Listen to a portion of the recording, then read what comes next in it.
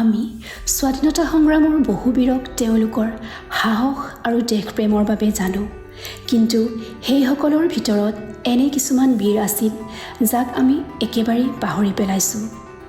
ইতিহাসবিদসকলেও ক'তো সেইসকলৰ কথা উল্লেখ কৰা নাছিল। এনে বিপ্লৱীসকলৰ ভিতৰৰে এজন আছিল ইউ টিৰোট সিং। টিৰোট সিং আছিল দেশৰ অন্যতম মহান স্বাধীনতা সংগ্ৰামী। তেওঁ ঊনবিংশ শতিকাৰ আৰম্ভণিতে ব্ৰিটিছৰ সৈতে যুঁজ দিছিল। সেই সময়ত মেঘালয় সৰু সৰু ৰাজ্যত বিভক্ত হৈ সাংবিধানিকভাৱে নিৰ্বাচিত মুখিয়ালসকলে চোৱা চিতা কৰিছিল। তেনে এজন মুখিয়াল আছিল ইউ টিৰোট সিং, যি খাচী পাহাৰৰ নাংখলৌৰ মুৰব্বী আছিল। 1802 চনত নাংখলৌ অঞ্চলত তেখেতৰ জন্ম হয়। 1826 চনত ইয়াণ্ডাবু সন্ধি সমাপ্ত হোৱাৰ পিছত ব্ৰহ্মপুত্ৰ উপত্যকাত ব্ৰিটিছে নিয়ন্ত্ৰণ লাভ কৰে।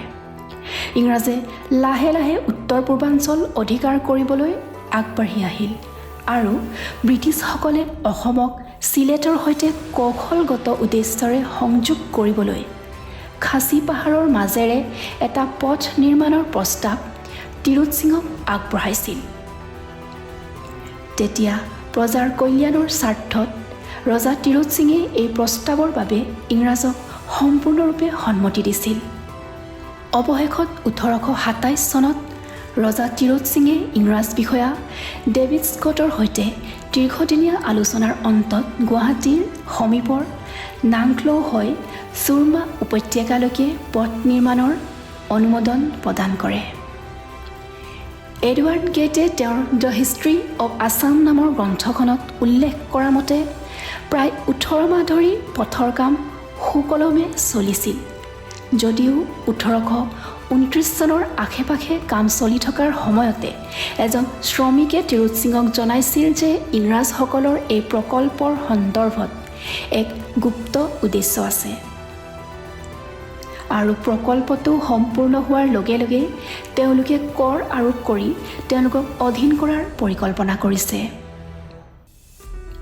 ইংৰাজৰ এই প্ৰতাৰণাত ৰজা টিৰোট সিং ক্ষুব্ধ হৈ পৰিল আৰু ব্ৰিটিছক নাংখলৌ খালী কৰিবলৈ নিৰ্দেশ দিয়ে, যাৰ প্ৰতি ব্ৰিটিছে কোনো গুৰুত্ব নিদিলে।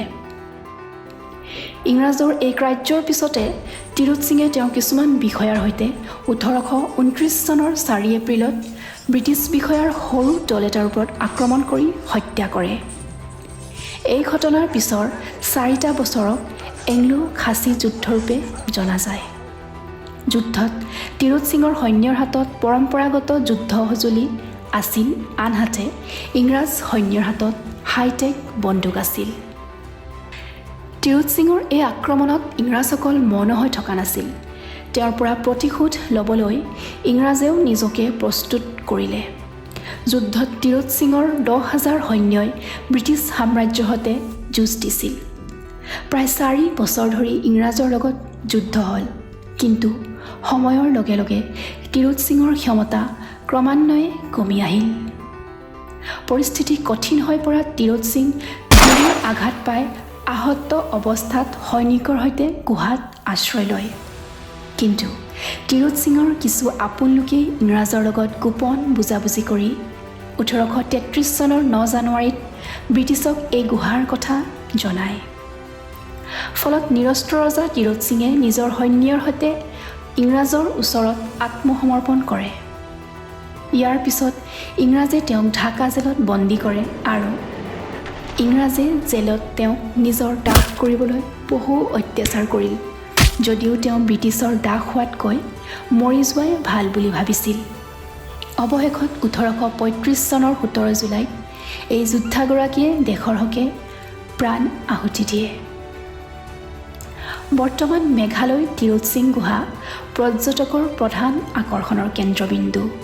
মইৰাং অঞ্চলত অৱস্থিত এই গুহাসমূহ ভ্ৰমণ কৰিলে পৰ্যটকসকলে সেই সময়ৰ যুদ্ধৰ অভিজ্ঞতা লাভ কৰে আৰু 17 জুলাই তাৰিখটো মেঘালয়ত ইউ টিৰোট সিং দিৱস হিচাপে উদযাপন কৰা হয়।